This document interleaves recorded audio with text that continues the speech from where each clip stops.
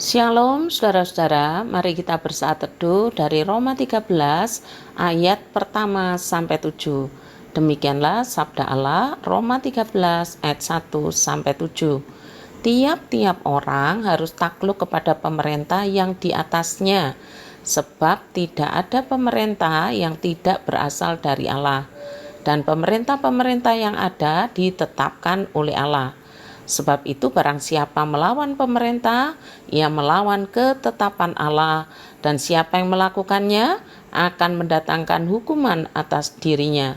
Sebab jika seorang berbuat baik, ia tidak usah takut kepada pemerintah, hanya jika ia berbuat jahat. Maukah kamu hidup tanpa takut terhadap pemerintah? Perbuatlah apa yang baik, dan kamu akan beroleh pujian daripadanya. Karena pemerintah adalah hamba Allah untuk kebaikanmu. Tetapi jika engkau berbuat jahat, takutlah akan dia, karena tidak percuma pemerintah menyandang pedang.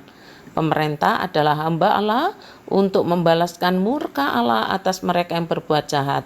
Sebab itu perlu kita menaklukkan diri, bukan saja oleh karena kemurkaan Allah, tetapi juga oleh karena suara hati kita. Itulah juga sebabnya maka kamu membayar pajak, karena mereka yang mengurus hal itu adalah pelayan-pelayan Allah. Bayarlah kepada semua orang apa yang harus kamu bayar. Pajak kepada orang yang berhak menerima pajak, cukai kepada orang yang berhak menerima cukai, rasa takut kepada orang yang berhak menerima rasa takut, dan hormat kepada orang yang berhak menerima hormat. Saudara-saudara, setiap kali saudara membaca surat Roma, ingatlah bahwa saudara-saudara sedang diajarkan mengenai kebenaran Allah. Dalam hal tunduk atau menaati pemerintah, apa yang kebenaran Allah, yang mana yang diajarkan kepada kita, khususnya bagi orang-orang Kristen yang menyadari bahwa ia telah menerima kebenaran Allah, diterima sebagai orang yang menyenangkan hati Allah, diampuni dosanya dan tidak dituntut oleh Allah. Kebenaran yang bagaimana itu? Mengapa kita tanyakan hal itu? Begini saudara, dalam realita kehidupan kita banyak yang beralasan begini kira-kira. Ngapain harus membayar pajak? Ngapain harus taat pemerintah? Toh banyak yang korupsi, banyak yang nilep. Ngapain? Kan lebih baik diberikan kepada orang miskin atau orang yang tidak mampu. Begitu kira-kira yang dikatakan orang, termasuk banyak orang Kristen sebagai dalih untuk membenarkan diri sendiri ketika tidak menaati aturan pemerintah. Saya sih cuma tersenyum saja jika ada orang yang mengutarakan pendapatnya seperti itu. Nyatanya memang tidak mau taat aturan pemerintah. Selain itu, alasan supaya diberikan kepada orang miskin atau orang tidak mampu itu hanya alasan saja, tidak pernah dilakukan. Lah buktinya orang miskin atau kekurangan banyak di sekitarnya. Saudara-saudara, saya mencoba mencari-cari mengenai kebenaran Allah yang mengharuskan kita untuk tunduk kepada pemerintah. Dan saya menemukan dalam ayat yang kelima. Saya bacakan dalam 3 terjemahan sebagai berikut bunyinya. Sebab itu perlu kita menaklukkan diri, bukan saja oleh karena kemurkaan Allah, tetapi juga oleh karena suara hati kita. Terjemahan lainnya, itu sebabnya saudara harus taat kepada pemerintah, bukan hanya karena saudara tidak mau dihukum, tetapi juga karena suara hati nuranimu. Hati nurani yang cinta akan kebajikan maksudnya ya. Yang ketiga, jadi taatilah hukum berdasarkan 2 alasan. Pertama, supaya tidak kena hukuman, dan kedua, karena saudara wajib menaati hukum itu. Ada kewajiban yang timbul dari hati karena Allah yang memerintahkannya. Jadi dari ayat 5 ini kita mendapatkan jawaban alasan-alasan orang ketika tidak mau menaati aturan pemerintah. Dengan alasan banyak dikorupsi, banyak yang tidak jujur, bahkan dikatakan lebih baik diberikan orang miskin atau orang berkekurangan. Yang pertama, firman mengajarkan taatlah, tunduklah. Tapi ternyata tidak taat dan tidak tunduk, walau dalihnya banyak sekali. Maka sebenarnya orang itu sedang menyongsong resiko kena hukuman. Bahasa saya, kena batunya akibat pelanggaran yang disengaja. Nah, kalau hal itu ya harus siap, ya kan? Yang kedua, mengapa harus tunduk pada pemerintah? Alasannya adalah hati nurani. Hati nurani yang mewajibkan menaati hukum.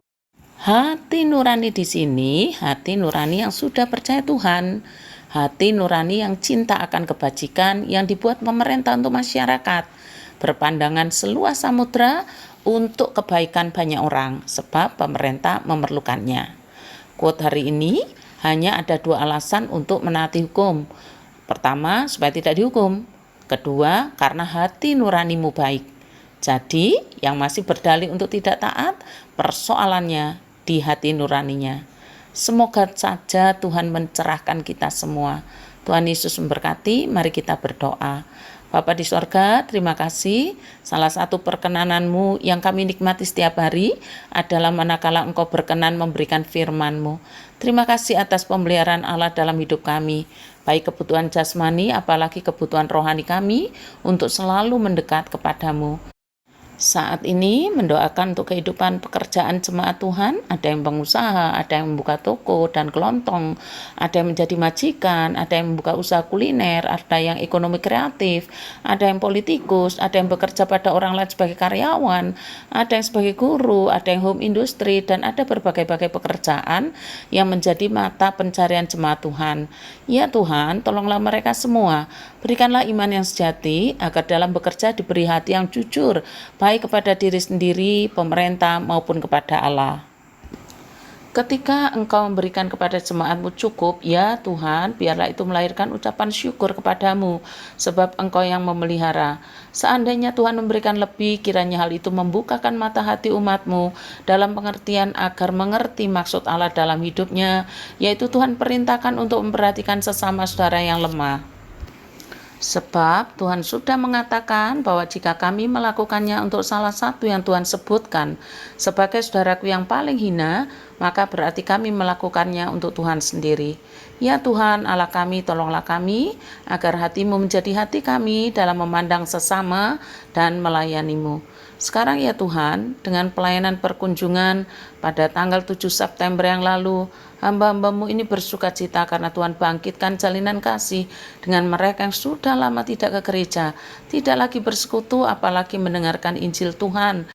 Terima kasih Tuhan, kiranya sukacita Allah menjadi seluruh sukacita kami dalam memandang dan melayani domba-domba gembalaan-Mu yang terhilang. Tuhan, tuntunlah kami agar membawa mereka kembali kepadamu dengan bekerja sama dengan orang-orang yang mengasihi Tuhan dan juga mempunyai hati seperti Tuhan. Karunia kami dengan kekuatan Roh Allah. Terima kasih Tuhan, mendoakan juga untuk penggalangan dana fasilitas dan untuk pembelian LCD proyektor, sound system juga keyboard yang jumlahnya mencapai 63.650.000. Tuhan, telah lama kami membutuhkan sarana ini, namun baru sekarang kami sepakat memintanya daripadamu. Mohon Tuhan menggerakkan seluruh jemaat untuk mengambil bagian bersama-sama dengan senang hati, dengan sukarela, sesuai dengan berkat yang Tuhan berikan. Terima kasih Tuhan, pada kesempatan ini hamba juga mendoakan untuk pelayanan-pelayanan kasih yang sudah dikerjakan oleh beberapa komisi dan juga pribadi dalam memperhatikan sesama saudara seiman. Tuhan, kami mohonkan agar kasih Allah terus melimpah saudara-saudara kami dengan limpahnya. Mengasihi Allah dan mengasihi sesama diwujudkan dengan jujur dan tulus. Terima kasih Tuhan, kami memohon dan berdoa dalam nama Tuhan kami Yesus Kristus. Amin.